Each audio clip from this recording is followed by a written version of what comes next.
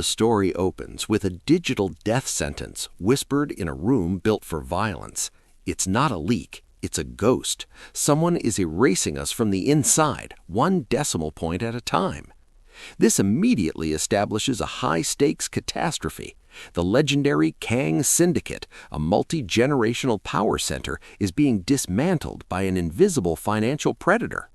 It sets a ticking clock. Without a solution, the old money authority of the patriarch will be liquidated before the fiscal year ends. The narrative grabs attention by juxtaposing the terrifying atmosphere of a mafia inner sanctum filled with athletic enforcers in tactical turtlenecks and the smell of expensive amber liquor, with the most invisible person in the room, the new housemaid. It introduces a seemingly absurd power shift. Kang Dae-hyun, a man used to being obeyed without question, turns his predatory gaze away from his failing, stunned lieutenants and jokingly challenges the woman holding a feather duster to solve a $50 million discrepancy. The intrigue is cemented the moment the maid, Maya Thorne, drops her humble persona, looks the boss in the eye, and tells him his ghost protocol is embarrassing. This sharp contrast between his lethal reputation and her calm intellectual dominance creates an immediate electric hook that demands the reader find out who she really is. The air in the private study of the Kang estate was thick with the scent of sandalwood and the heavy metallic tang of unspent adrenaline. High above the city of Seoul, the room felt like a fortress, but to Kang Dae-hyun it was starting to feel like a cage. He sat at the head of a massive mahogany table, his pinstripe suit perfectly crisp, one hand loosely gripping a crystal glass of amber liquor. To anyone else, he looked like a god in repose. To his lieutenants, he was a silent storm front, and the pressure in the room was dropping rapidly. 18 months, Advisor Shin murmured, his voice barely audible over the hum of the server banks hidden behind the library walls. He adjusted his glasses, his fingers trembling slightly as he gestured toward the holographic display projected above the table.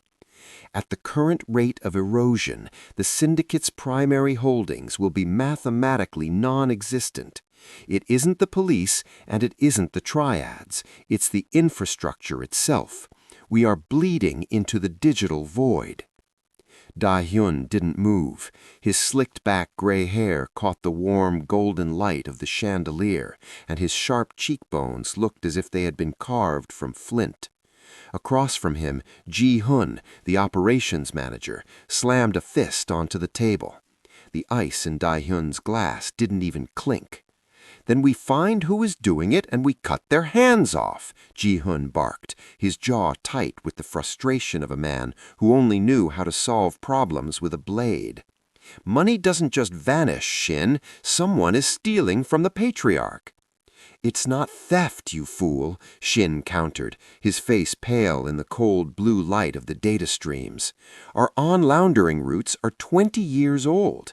The international banks have updated their algorithms, and we are still running on my father's logic. We aren't being robbed, we're being filtered out."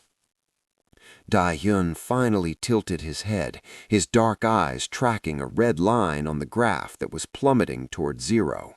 He felt the crushing weight of 3 generations of blood and labor slipping through his fingers like sand. He was a man who had survived assassinations and street wars, yet he was being defeated by decimals. The atmosphere in the room was suffocating, a toxic blend of Ji-hun's aggression and Shin's clinical despair. Around the perimeter, Commander Han and the other enforcers stood like statues, their tactical turtlenecks a stark shadow against the opulent wood paneling. They were ready to die for him, but none of them could fight a ghost. Dae-hyun took a slow, deliberate sip of his liquor, the burn in his throat a welcome distraction from the silent execution of his empire. He was the lion of the Kang family, but as he watched the glowing numbers flicker and die, he realized he was presiding over a funeral. The world had moved into the light, and his family was still hiding in the dark, waiting for a miracle that no gun could provide. The heavy silence of the study was broken only by the rhythmic, soft friction of a microfiber cloth against mahogany. Maya Thorne moved through the periphery of the room like a ghost, her presence as unremarkable to the men as the air they breathed. To the Kang syndicate, she was merely the new hire, a quiet African-American woman in a crisp charcoal gray uniform whose only purpose was to erase the fingerprints of powerful men from glass surfaces. She kept her head down, her elegant braids pulled back into a disciplined knot, but her ears were tuned to a frequency they didn't realize she could hear. While Ji-hoon snarled about betrayal and Advisor Shin lamented their digital decay, Maya focused on the large holographic display hovering in the center of the room. From the perspective of a maid dusting the bookshelves, the flickering blue numbers were supposed to be gibberish. Instead, they were a language she had mastered long before she was forced into hiding. As she worked her way closer to the table, her movements slowed. She polished the same segment of a bookshelf for longer than necessary, her eyes darting toward the ghost protocol Shin was frantically scrolling through. She saw it immediately, the jagged patterns in the capital flow, the subtle delays in the blockchain verification that Shin was misidentifying as a server lag. It wasn't a filter. It was a parasitic algorithm, a sophisticated vacuum script she had seen once before during her days on the high-frequency trading floors of Manhattan. The enforcers, Commander Han and the others, tracked her movement with the casual, predatory boredom of wolves watching a rabbit, but they didn't truly see her. To them, she lacked the agency to be a threat. She was a background detail in a world of kings. However, Maya's discipline slipped. A particular line of code flashed red on the monitor, a fatal error in Shin's logic that would trigger a total freeze of their offshore accounts within minutes. She stopped dusting, her shoulders squared, her chin lifting just an inch as she leaned slightly forward, caught in the gravity of a problem she knew how to solve. The shift in her energy was subtle, but in a room pressurized by paranoia, even a change in breathing could be felt. Dae-hyun, who had been staring morosely into his glass, sensed the break in the room's rhythm. He didn't look at the screen. He looked at the maid. He watched her eyes, not wide with the fear of a servant eavesdropping on a monster, but narrowed with the cold, analytical precision of a surgeon. "Is there something interesting in the dust, Maya?" Dae-hyun's voice was a low, dangerous velvet that sliced through the lieutenant's arguing. The lieutenants froze. Maya didn't flinch, but she didn't look away from the monitor either. For the first time, the invisible woman was the center of the Kang family's universe. Ji-hoon let out a short, mocking bark of laughter, the sound grating against the tension in the room. "She's probably looking for the exit, boss. We're talking about high-level forensic finance, and she's wondering if she missed a spot on the wainscoting." Dae-hun didn't join in. He kept his eyes locked on Maya, noting how she didn't flinch at the insult. A dark, reckless amusement began to stir in his chest, the kind of humor that comes from standing on the edge of a cliff. He leaned back, the amber liquid in his glass catching the light as he swirled it slowly. "My experts are stumped, Maya," Dae-hun said, his voice dripping with a dangerous silky irony. "Advisor Shin here says our empire is evaporating. Ji-hoon thinks we should just shoot the sky until it stops. Since you've been so attentive to our monitors, perhaps you have a more domestic perspective. Tell me, from the viewpoint of someone who keeps this house spotless, how would you clean up a $50 million mess?" The lieutenant snickered, a chorus of sharp, ugly sounds. Advisor Shin sighed, looking back at his tablet with visible irritation. "Boss, we don't have time for theater. The liquidity window is closing." Maya finally moved. She didn't retreat, and she didn't apologize. With a deliberate, steady hand, she set her microfiber cloth and feather duster on the edge of a priceless Ming Dynasty vase. The room went dead silent. The enforcers shifted, their hands hovering near their jackets, sensing a change in the air they couldn't quite name. "It's not a mess, Mr. Kang," Maya said. Her voice was calm, melodic, and possessed a sudden, terrifying authority that sliced through the room's machismo. She walked toward the table. Before Advisor Shin could protest, she reached out and took the glowing tablet from his startled grip. Her fingers moved across the interface with a predatory speed that made the lieutenant's eyes widen. With a sharp flick of her wrist, she projected a new set of data into the air, a cold blue holographic web that dwarfed Shin's previous models. "You're looking for a leak in the plumbing, but you're being hit by a ghost protocol, a recursive loop hidden in your smart contracts. Every time you move money to hide it, the algorithm takes 2% and masks the exit node. You aren't bleeding, you're being siphoned by a parasite you invited in." She looked up at Dae-han, her expression unreadable and entirely unafraid. "Your math is embarrassing, Mr. Kang, and if you let Shin press execute on that recovery script, you won't just be poor, you'll be extinct." Dae-han's glass stopped mid-air. The amusement vanished from his face, replaced by a stunned electric fascination. The maid wasn't just watching, she was winning. The silence that followed was heavier than the threat of a federal raid. Advisor Shin sat frozen, his mouth slightly agape, while Ji-hoon's hand stalled on the hilt of the knife concealed beneath the table. Every eye in the room was fixed on Maya, who stood as still as a statue, the blue light of the hologram casting sharp, ethereal shadows across her face. Dae-hoon set his glass down on the mahogany surface with a soft thud. The mockery had vanished from his eyes, replaced by a cold, calculating hunger. "A ghost protocol?" he repeated, the words tasting like iron. "That's a term used by high-frequency firms in Manhattan, not by domestic staff in Seoul. Who are you, Maya Thorne?" Maya didn't lower the tablet. She didn't look at the enforcers who were now subtly closing the perimeter.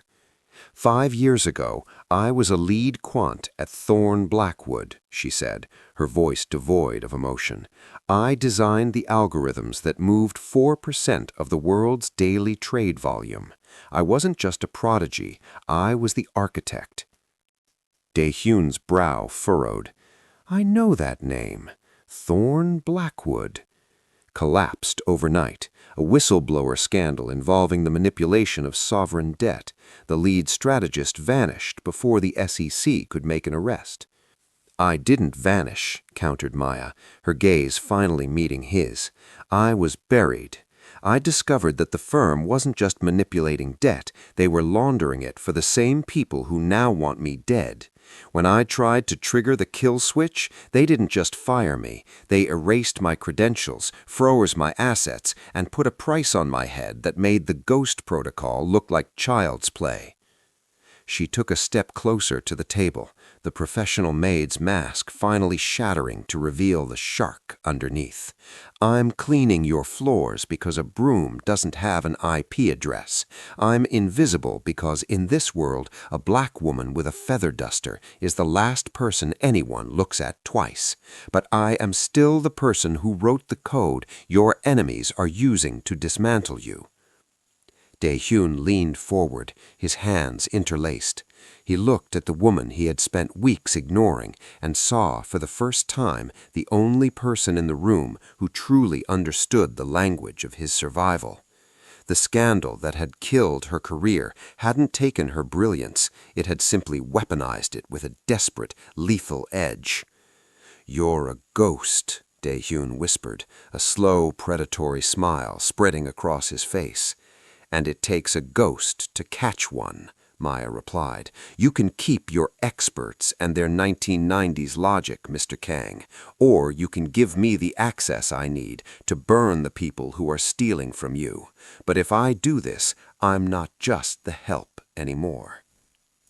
Dae-hoon looked at his inner circle, the stunned advisor, the aggressive soldier, and then back to Maya. The power shift was complete. The lion had found his pride. The air in the study, once thick with defeat, was now charged with a volatile mixture of ego and disbelief. Advisor Shin's face had transitioned from pale to a blotchy, indignant red. He stared at the tablet in Maya's hands as if it were a weapon she had stolen from his own holster.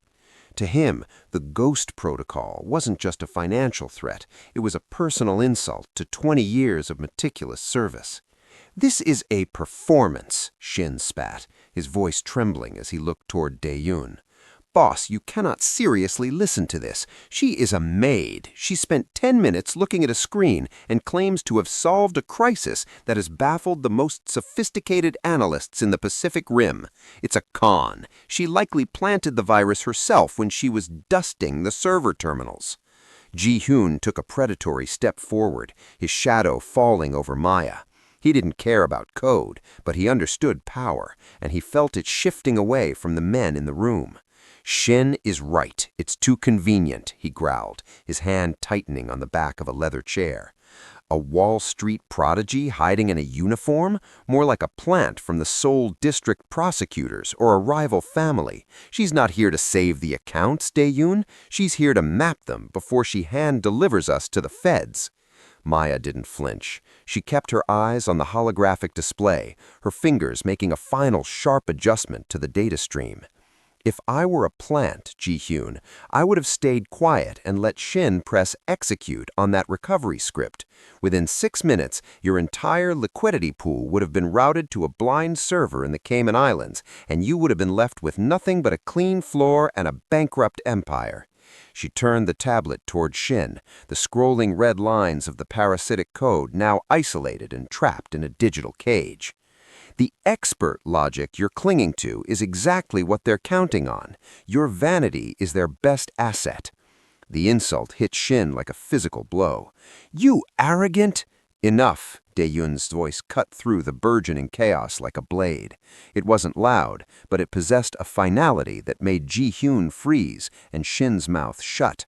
The patriarch stood slowly, his presence filling the room, his gaze moving from his shaking advisor to the calm, steady woman standing in the center of his sanctuary.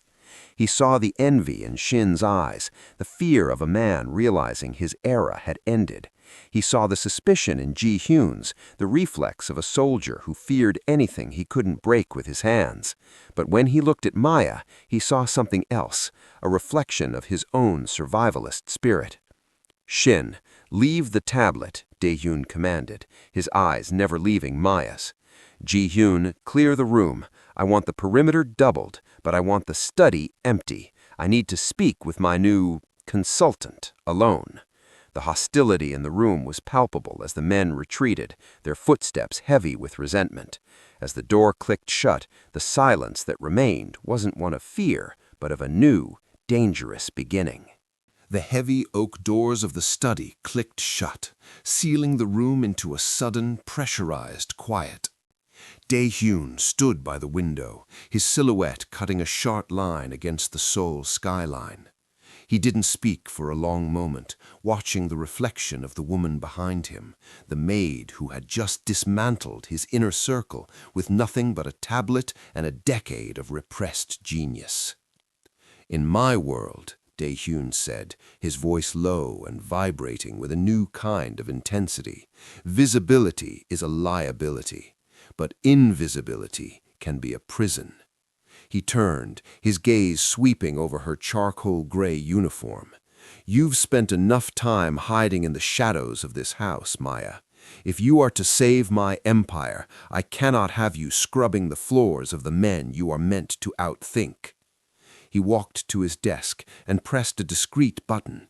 Within minutes, a woman from the estate's personal concierge appeared, carrying a garment bag. There was no discussion, no negotiation. It was a transformation of necessity. When Maya emerged 20 minutes later, the maid was gone. In her place stood a woman who looked exactly like the threat she was. She wore a sharp black suit, tailored to a lethal precision, with a crisp white shirt and a slim black tie. Her hair, styled in tight, elegant braids, was pulled back with a discipline that mirrored her mind.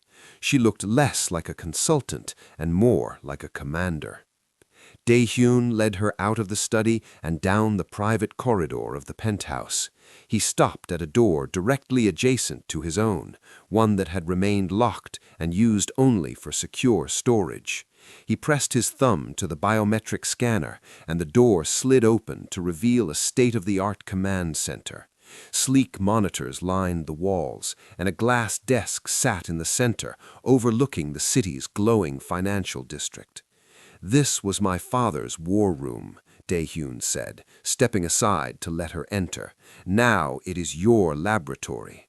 You have full administrative access to every server, every shell company, and every ledger the Kang family owns. Advisor Shin will provide the credentials, however much it pains him." Maya walked to the desk, her fingers hovering over the glass surface. The cold blue light of the standby monitors reflected in her eyes, a familiar spark returning to her gaze. For the first time in years, she wasn't looking for a way to disappear. She was looking for a way to fight. "You're giving a stranger the keys to your kingdom, Mr. Kang," her voice steady. "I'm giving a genius the tools to build a fortress," he corrected, stepping closer until he could see the reflection of the city in her pupils. "Don't mistake this for trust, Maya. This is an investment. I expect a return." Maya sat, the chair clicking into place. She didn't look back at him. "You'll get your return, sir. Just make sure your men know that the maid is dead." The transition from the feather duster to the fiber optic terminal had been seamless, but the peace of the command center lasted exactly 48 hours. Maya was deep into the Kang family's ledger, a tangled web of legitimate real estate and shadow-tier logistics, when the first red flag flickered across her primary monitor. It wasn't a leak this time. It was a siege. "We're being liquidated," Maya said, her voice cutting through the intercom to Tae-joon's office. Seconds later, the patriarch was through the door, followed by a breathless advisor Shin. "Explain," Tae-joon commanded, his eyes tracking the frantic movement of data on the wall-sized display. "The Cho family," Advisor Shin gasped, recognizing the digital signatures. "They've launched a coordinated short attack on our front companies while simultaneously flooding our laundering nodes with junk traffic. They're trying to trigger a freeze by the financial regulators." Maya's fingers flew across the glass surface of her desk, her expression unreadable behind the cold blue glow of the screen. "They're using a brute force script to overwhelm your legacy firewalls. Shin is right. If they hit the threshold, your assets will be flagged and locked within the hour. You won't have enough cash to pay your men, let alone defend your territory." "Can you stop them?" Tae-joon asked, his hand resting on the back of Maya's chair, the heat of his presence a sharp contrast to the clinical chill of the room. "I can do more than stop them," Maya replied, a dangerous spark ignited in her eyes. "But it's going to be messy. I need to execute a scorched earth protocol. I'm going to drop the firewalls entirely." "Are you insane?" Shin shrieked. "You'll leave us naked." "I'm leaving the door open so I can see where they're coming from," Maya countered, never breaking her rhythm. "Once they enter, I'll reverse the handshake. I'm going to link their attacking servers to our most toxic, debt-ridden shell companies.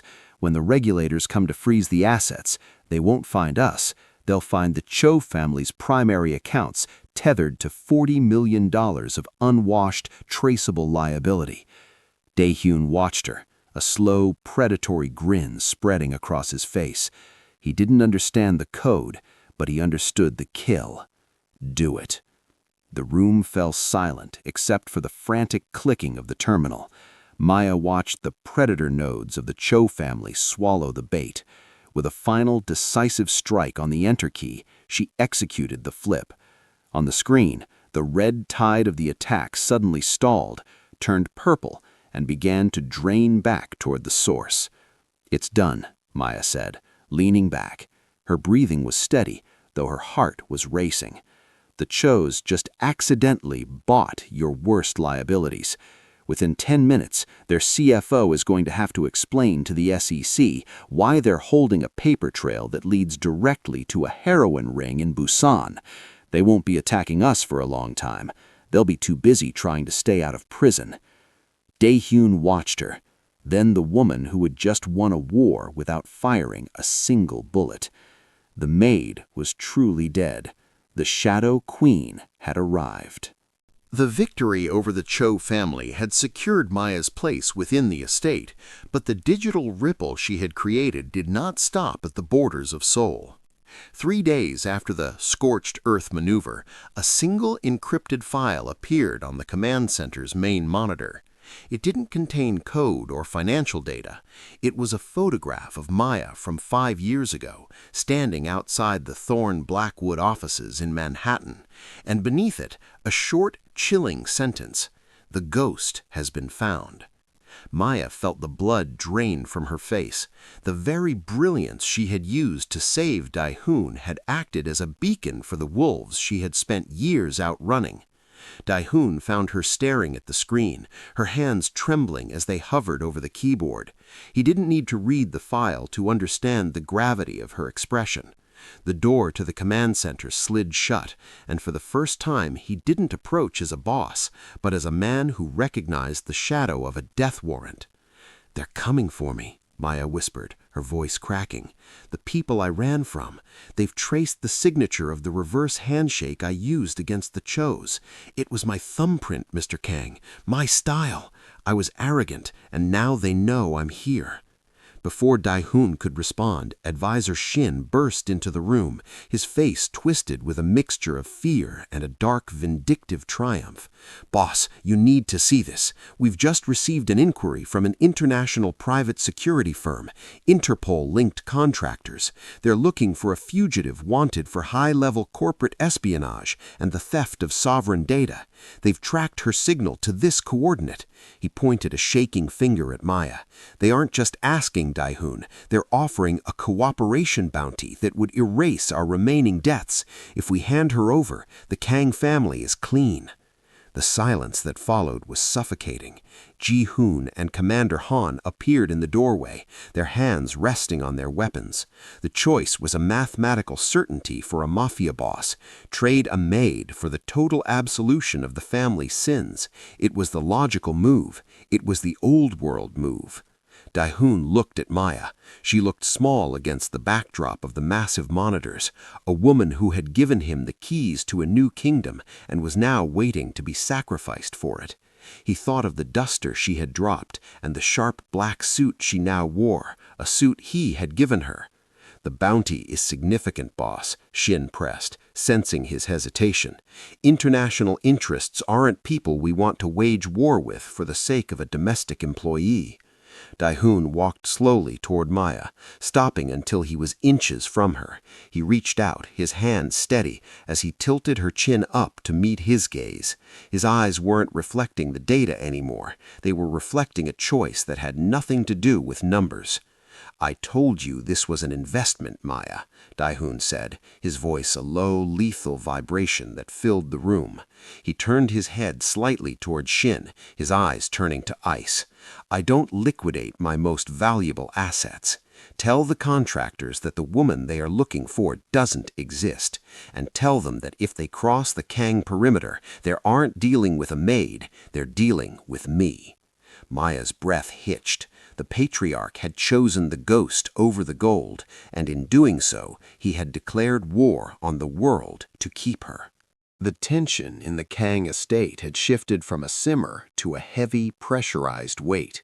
Following Tae-joon's refusal to surrender Maya, the mansion had become a fortress under siege.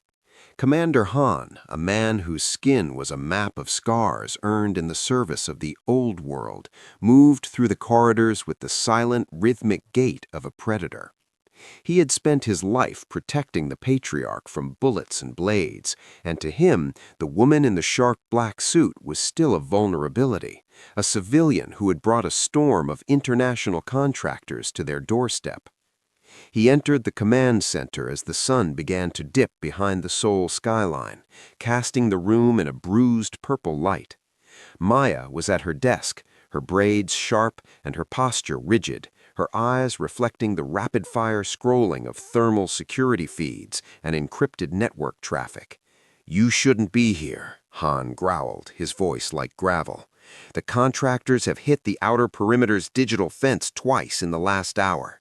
If they breach, my men will be busy. I can't spare 3 soldiers to guard a woman with a keyboard." Maya didn't look up. Her fingers danced across the glass surface, her movements possessing a terrifying mechanical grace. "I don't need your soldiers, Commander, and they aren't hitting the fence. They're testing the resonance of your biometric sensors." Han stiffened, his hand reflexively moving toward his sidearm. "What?" "Look at the frequency on monitor 4, Maya said, finally glancing at him. Her eyes weren't filled with the panic of a maid. They were cold, tactical, and utterly focused. "They aren't trying to break in. They're trying to spoof the commander's authorization code by mimicking the vibration of your gate through the floor sensors.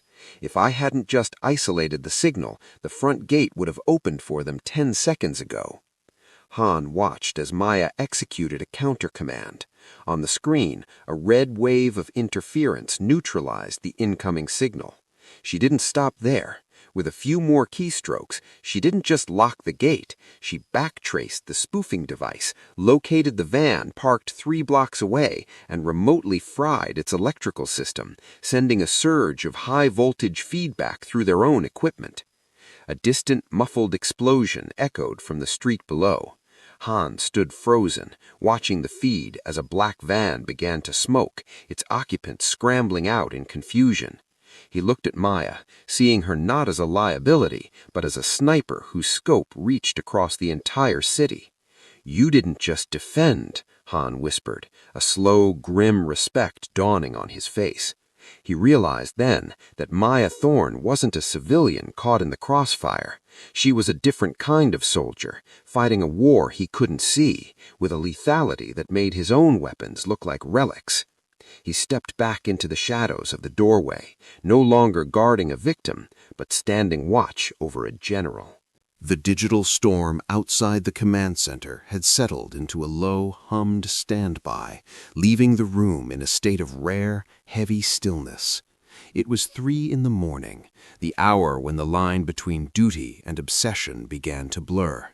Maya sat at the center of her glass desk, the blue light of the monitors replaced by a soft, amber glow she had programmed to save her eyes. Her jacket was draped over the back of her chair, her shirt sleeves rolled up, revealing the tension held in her forearms. The door slid open with a whisper. Tae-joon entered, stripped of his own blazer and tie, his white shirt unbuttoned at the collar. He didn't carry the air of a patriarch tonight. He carried 2 glasses and a bottle of the amber liquor that had become a silent witness to their partnership. He didn't speak at first, merely setting a glass down near her hand. Maya paused, her fingers hovering over a line of code that was rerouting the family's pension funds into a triple encrypted vault. She looked at the glass, then up at him. The predatory sharpness that usually defined his face had softened into something weary yet profoundly alert. "The audit is finished," she said, her voice a low rasp in the quiet room. "The Chos are neutralized, and the contractors have pulled back to regroup. You're solvent, Mr. Kang. More than solvent. You're invisible again." Tae-joon leaned against the edge of the desk, dangerously close. "I told you to call me Tae-joon when the doors are closed, Maya." He watched her, his gaze traveling from the tired set of her shoulders to the brilliance still burning in her eyes. "You've done more than save the ledgers. You've given this family a future it didn't deserve." "I did it to survive, though the lie felt thin even to her." "Is that all it was?" Tae-joon reached out, his hand hovering over hers until she finally let go of the mouse. He took her hand, his palm warm and calloused, a stark contrast to the cold glass of the desk. "Because for the first time in 5 years," she whispered, "someone didn't just see a ghost, someone saw me." Tae-joon moved closer, the scent of sandalwood and expensive tobacco enveloping her. He didn't look at the monitors. He looked at the woman who had become his most trusted advisor, his sharpest weapon, and his greatest vulnerability. The air between them hummed with a different kind of data, an unspoken recognition that the contract between them had evolved into something far more permanent and far more dangerous than a professional alliance. In the silence of the midnight audit, they weren't boss and consultant. They were two survivors, finally coming home. The intimate warmth of the previous night was replaced by the cold, clinical reality of the morning. To keep Maya and to keep the Kang family alive, Dae-hyun knew they could no longer exist in the gray market. The old world was a sinking ship, and the international interests hunting Maya were the sharks circling the wreckage.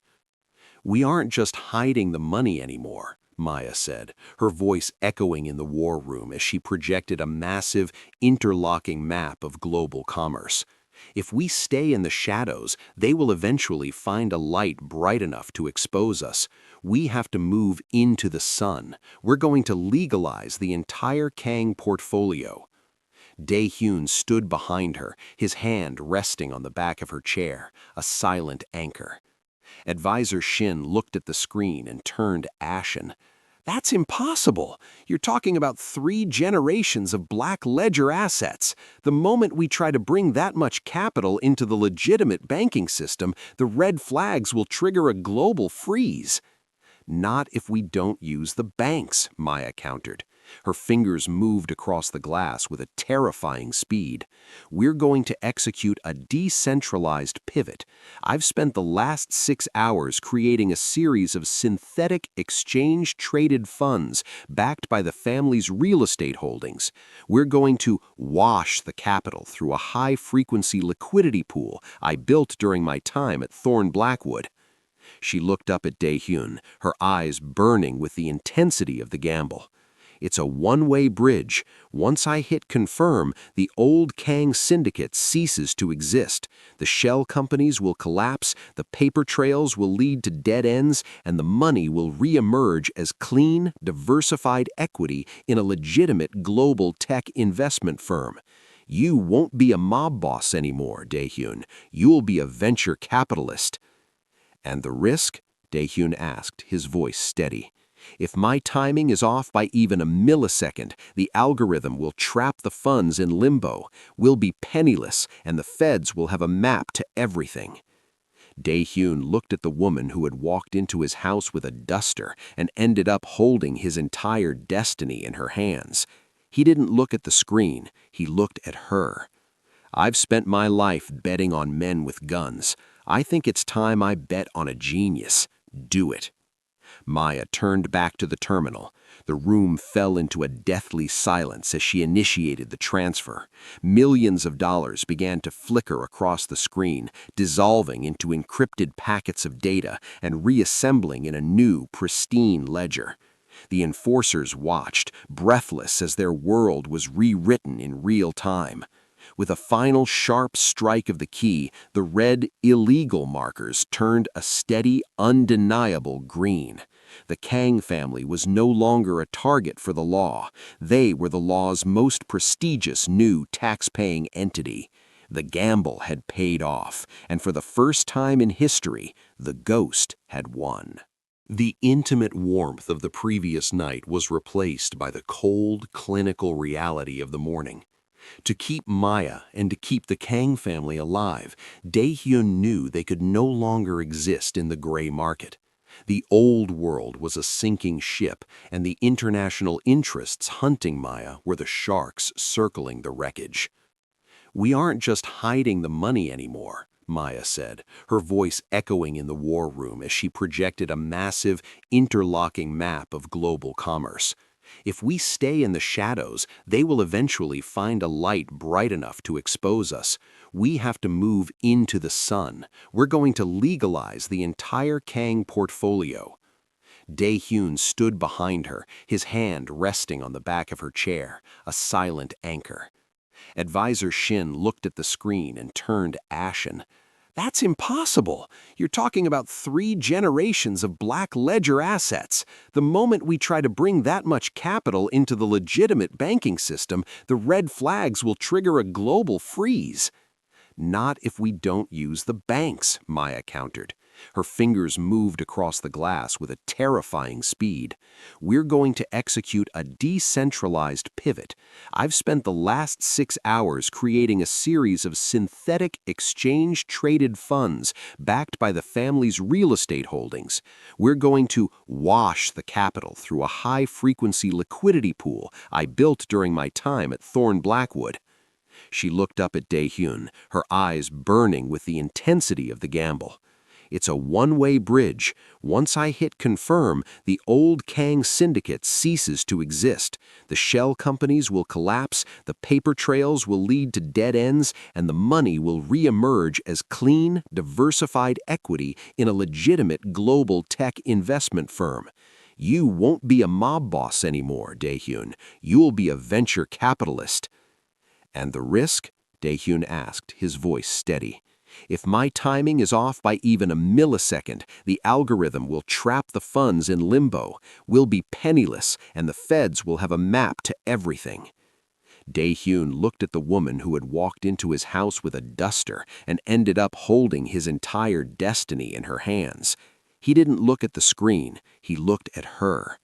I've spent my life betting on men with guns. I think it's time I bet on a genius. Do it.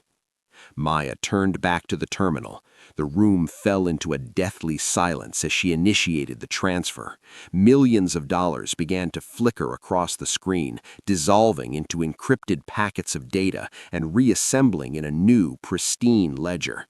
The enforcers watched, breathless as their world was rewritten in real time.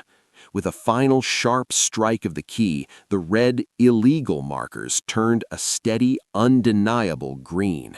The Kang family was no longer a target for the law. They were the law's most prestigious new tax-paying entity. The gamble had paid off, and for the first time in history, the ghost had won.